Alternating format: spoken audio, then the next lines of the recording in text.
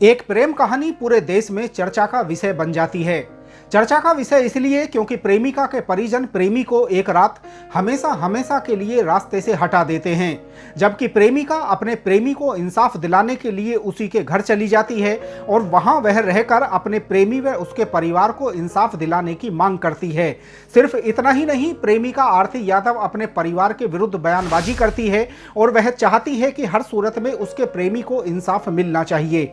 बिहार के अररिया जिले की बहुचर्चित आरती व छोटू यादव की प्रेम कहानी सामाजिक मुद्दा बन जाती है।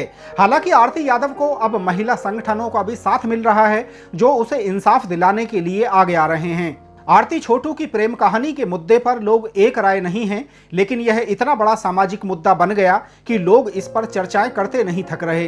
प्रेमिका आरती यादव चाहती है कि उसके प्रेमी को इंसाफ मिलना चाहिए, लेकिन समाज से हर तरफ से आरती यादव पर सवालों की बौछार भी हो जाती है।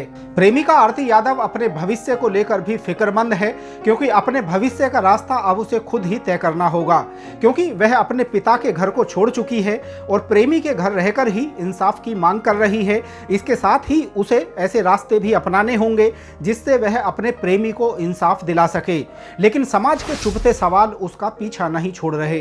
पुलिस के साथ साथ छोटू यादव के परिवार के लिए भी आरती यादव को सुरक्षित रखना बहुत बड़ी चुनौती है, क्योंकि छोटू यादव के मामले में वह बड़ी चश्मदीद गवाह है, इसलिए उसको सुरक्षित रखने की हर संभव कोशिश की जाती रही है। छोटू यादव के मामले में जिन लोगों को नामजद किया गया, उन नामजद आरोपियों में से पुलिस अभी तक 4 आरोपियों को सलाखों के पीछे भेज चुकी है। इन आरोपियों में आरती के पिता धीरेंद्र यादव, उनके भाई शशिकांत यादव, उनके जीजा पवन व मिथिलेश यादव शामिल हैं, जबकि अन्य आरोपियों की तलाश की जा रही है। आरती यादव के मुताबिक इस मामले में मुख्य आरोपी उनकी भाभी रूबी यादव भी हैं। रूबी यादव की लगातार तलाश की जा रही है। इस मामले में पुलिस का अपना बड़ा बयान सामने आया है। पुलिस ने अपने बयान में क्या कुछ कहा, आप भी सुनिए। लड़का के मर्डर होने के बाद लड़की फिर चली गई लड़का के घर, जिसमें से 4 आदमी जेल चला गया है, 3 आदमी बचा हुआ है, टोटल 7 आदमी को आरोपी बनाया गया है। तो आरोपियों की गिरफ्तारी में कितनी सक्रियता पुलिस बरत रही है? पता ही है कि जैसे कोई भी घटना होती है तो ऐसा कोई भी आरोपी हो तो आरोपी भागेगा, पुलिस का काम है उसको पकड़ना, उसका पीछा करना। आरोपी जो जान रहा है इतना हाईलाइटेड मामला है तो जाना है तो पुलिस से बचने के लिए भागेगा ही भागेगा जी। और तो इसका काम है भागना, पुलिस का काम है पकड़ना। इसी कारण मान 4 को पकड़ा गया है, जो अरेस्ट बचा हुआ है हम लोग प्रयास में है।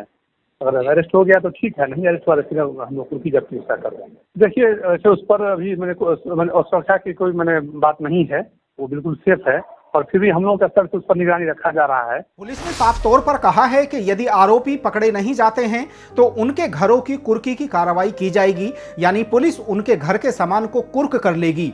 पुलिस की यह प्राथमिकता है कि किसी भी तरह नामजद आरोपियों को पकड़कर जितने भी इस मामले में आरोपी हैं उन सभी को सलाखों के पीछे भेजा जाए, साथ ही आरती यादव को भी हर तरह से सुरक्षित रखा जाए। आरती व छोटू यादव का मामला इस तरह चर्चित होगा यह किसी ने सोचा भी नहीं था।